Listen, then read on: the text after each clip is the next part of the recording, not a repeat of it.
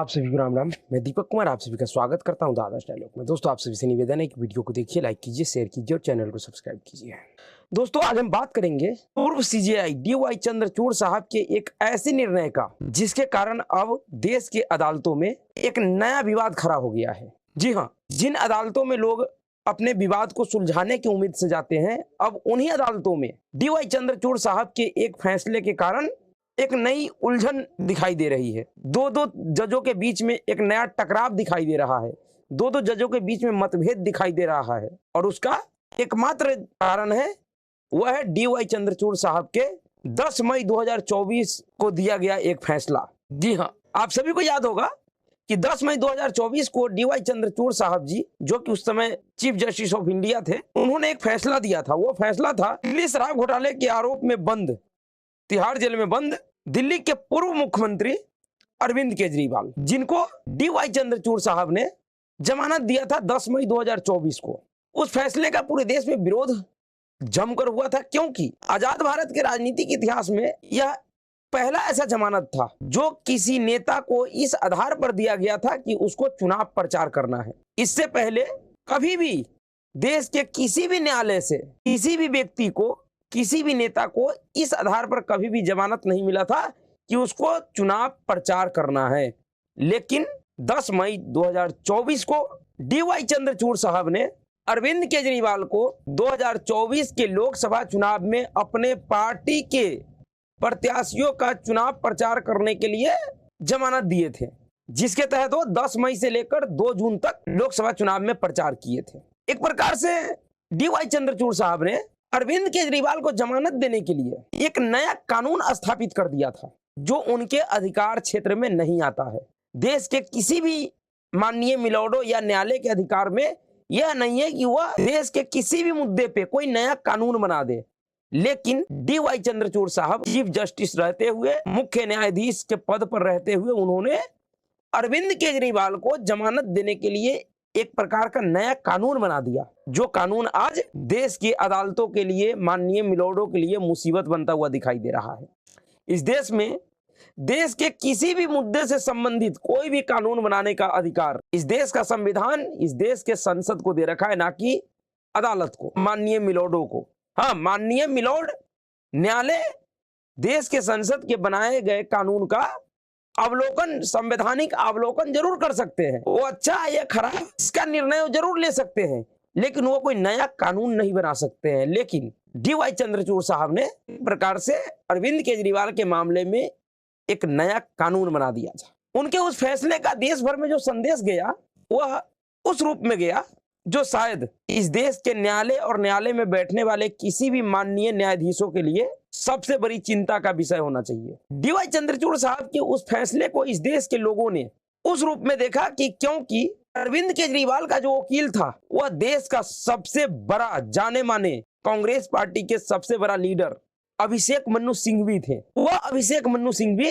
जिनका supreme court में तूती बोलता है, वह अरविंद केजरीवाल का वकील था दिल्ली शराब घोटाले के मामले में। और क्योंकि अभिषेक मनु सिंघवी और उस समय के वर्तमान चीफ जस्टिस DY चंद्रचूड़ साहब के बीच एक गहरी दोस्ती है, उनके बीच में एक पारिवारिक संबंध है, और वह कोई आज का नहीं है। यह DY चंद्रचूड़ साहब के पिताजी और अभिषेक मनु सिंघवी जी के पिताजी के समय का है। जिस समय DY चंद्रचूड़ साहब के पिताजी YB चंद्रचूड़ साहब देश के मुख्य न्यायाधीश थे, उस समय अभिषेक मनु सिंघवी जी के पिताजी श्री लक्ष्मीमल सिंघवी जी देश के सबसे बड़े वकील और भारत सरकार के अटॉर्नी जनरल थे। उस समय से इनके बीच में पारिवारिक संबंध और इनके दोस्ताना संबंध चलता हुआ आ रहा है, और शायद उसी कारण से अपने दोस्ती को बरकरार रखने के लिए, दोस्ती के फर्ज को निभाने के लिए उन्होंने अपने कानूनी और संवैधानिक फर्ज की बलि चढ़ा दी और एक ऐसा फैसला किया, कानून और संविधान से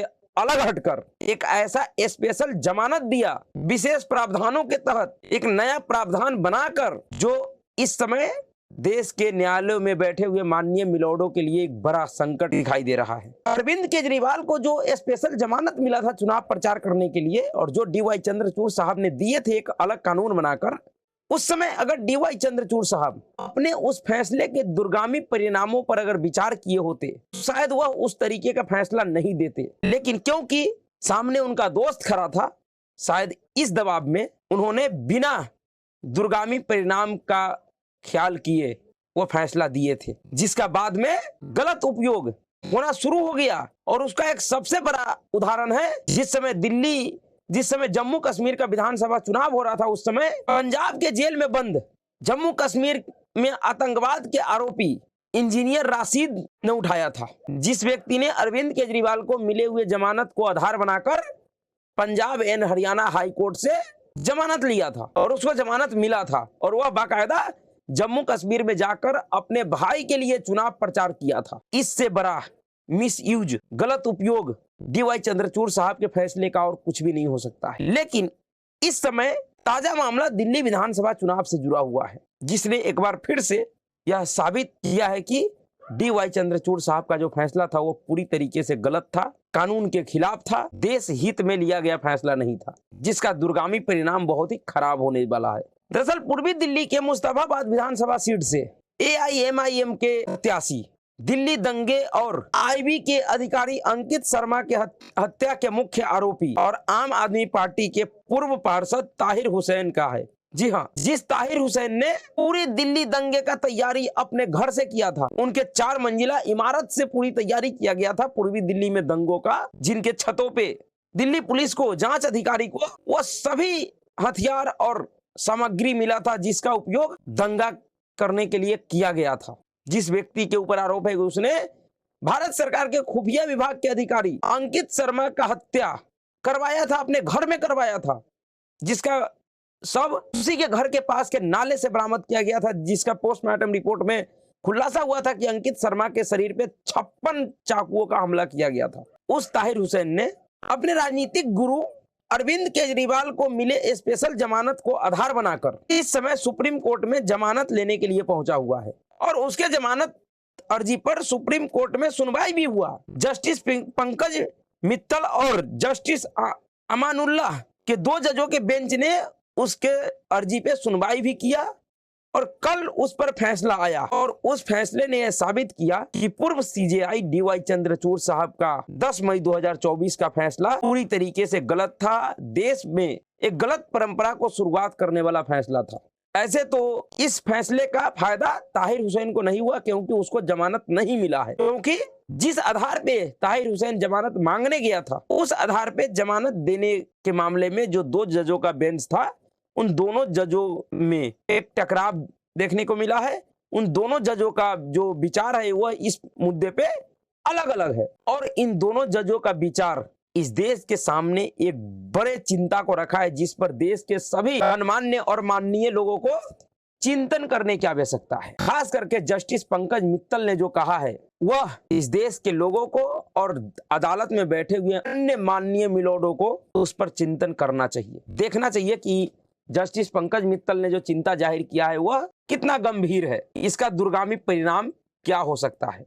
जस्टिस पंकज मित्तल ने अपने आदेश में कहा कि चुनाव प्रचार करना कोई संवैधानिक या मूल अधिकार नहीं है और यही सवाल उस समय भी उठा था जब DY चंद्रचूड़ साहब ने अरविंद केजरीवाल को जमानत दिया था। ऐसे में कोर्ट का यह विशेषाधिकार बनता है कि वह चुनाव प्रचार के लिए जमानत दे या नहीं दे। यह टिप्पणी भी मजबूरन कहीं न कहीं DY चंद्रचूड़ साहब के उस फैसले की लाज रखने के लिए जस्टिस पंकज मित्तल साहब को करना पड़ा है। जस्टिस मित्तल ने कहा कि अगर चुनाव प्रचार के लिए जमानत मिलने लगी तो फिर इस आधार पर कोर्ट में अर्जियों की बाढ़ आ जाएगी। देश में साल भर चुनाव होते रहते हैं। ऐसे में हर एक अपराधी जो जेल में बंद होगा वह चुनाव प्रक्रिया में हिस्सा लेने का हवाला देकर जमानत मांगने लगेगा और अभी जेल में रहते हुए वोट डालने का अधिकार भी नहीं है, लेकिन इसी आधार पर आगे चलकर वोट डालने के लिए भी जमानत मांगने लगेंगे। और यह बिल्कुल सही बात है, इनका जो चिंता है वो जायज है। दरअसल जिस चिंता को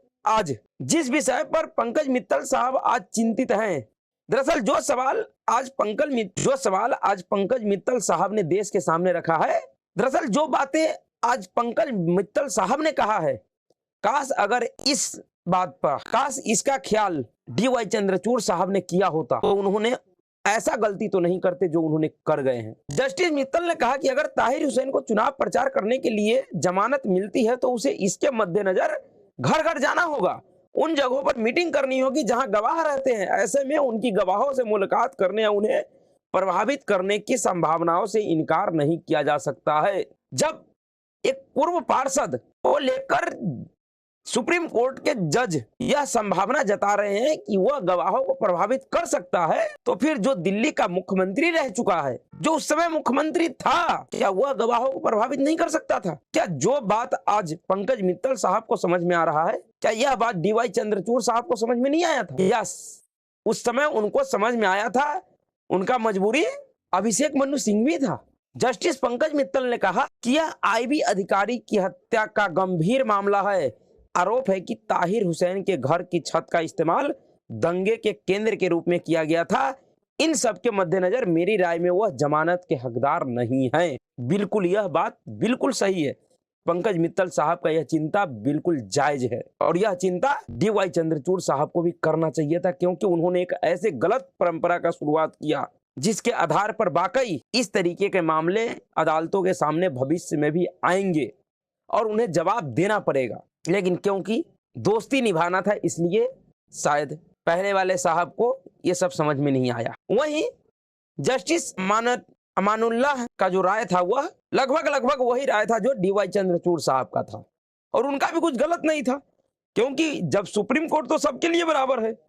अगर सुप्रीम कोर्ट अरविंद केजरीवाल को चुनाव प्रचार करने के लिए जमानत दे सकता है, तो फिर किसी ताहिर हुसैन को क्यों नहीं दे सकता है?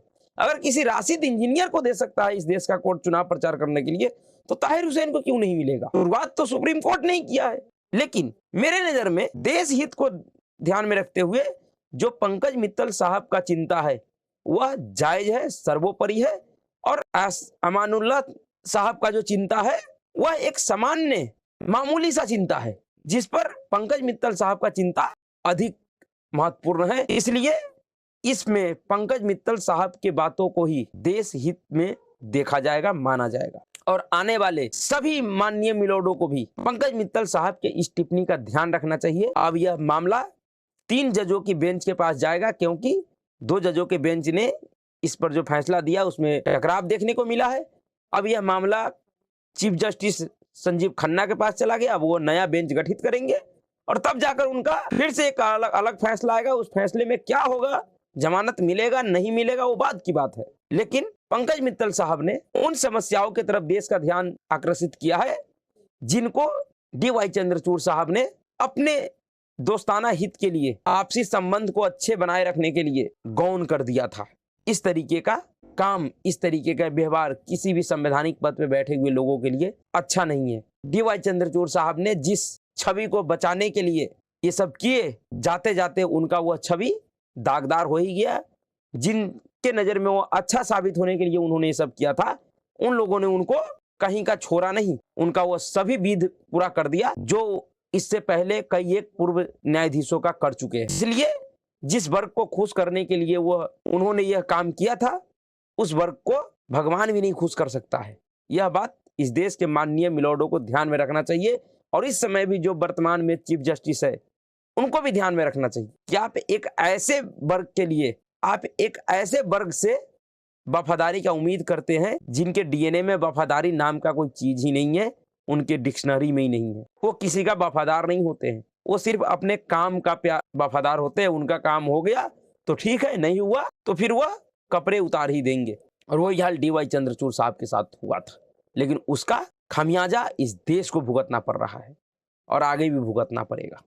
तो अभी के लिए इतना ही। अगर आपको वीडियो अच्छा लगा तो वीडियो को लाइक कीजिएगा, शेयर कीजिएगा, चैनल को सब्सक्राइब कीजिएगा। नमस्कार।